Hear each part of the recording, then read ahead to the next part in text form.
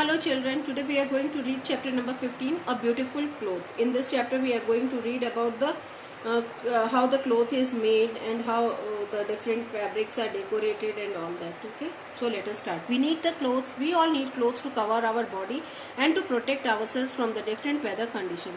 Why do we need clothes? We need clothes to cover our body, and these clothes protect us from different weather conditions. Every early humans use to cover and protect their body with the large leaves.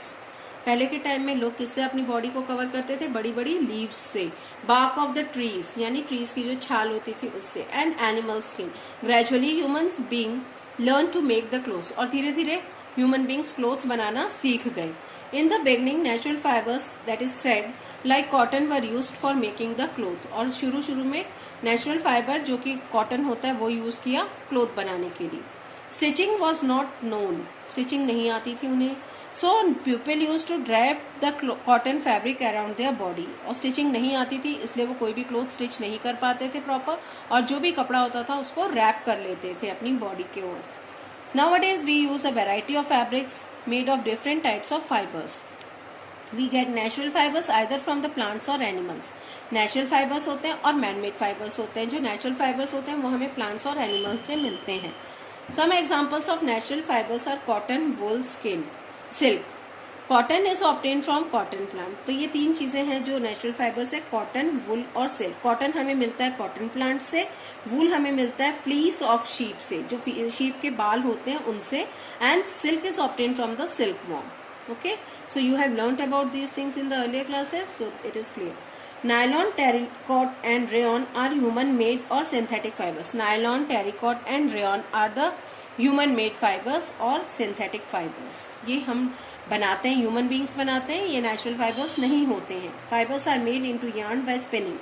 और ये कैसे बनता है? Spinning करके बनता है. This is a चरखा and this is a handloom, जहाँ पे ये चरखे पे थ्रेड बनता है और हैंडलूम पे इसको थ्रेड को वीव करके क्लोथ्स बनते हैं. In olden days people use to spin on charkha, but nowadays spinning machines are use. पहले के टाइम में चरखा यूज करते थे और अभी के टाइम में क्या हो गया? स्पिनिंग मशीन्स यूज होने लग गई हैं. The yarn is woven into cloth on the handlooms और पावर लूम्स. और yarn है जो कहाँ पे बनता है? हैंडलूम्स पे या पावर लूम्स पे. ये हैंडलूम्स है. Cloth is then dyed with colors.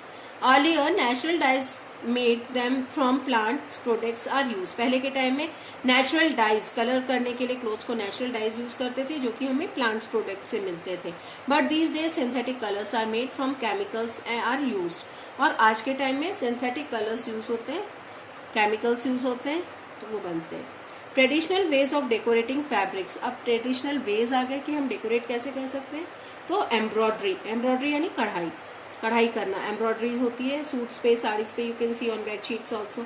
It is done using the thread, beads और मिरर्स. ये एम्ब्रॉयडरी में क्या क्या चीजें यूज होती है? धागा यूज होता है, मोती यूज होते हैं और mirrors.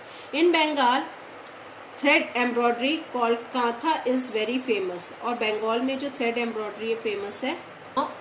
In Punjab embroidery using colourful silk thread called phulkari is done. Punjab में फुलकारी होती है. In Lucknow embroidery done by white thread on cloth called the chikankari popular. You have all seen this thing. लखनवी कढ़ाई व्हाइट धागे से होती है कोई भी कलर्ड क्लॉथ पे. Kalamkari, it is in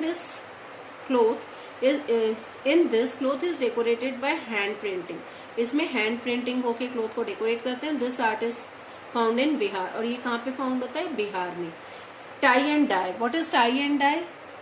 this art of tie and dye is popular in Rajasthan. ये राजस्थान का पॉपुलर वो है.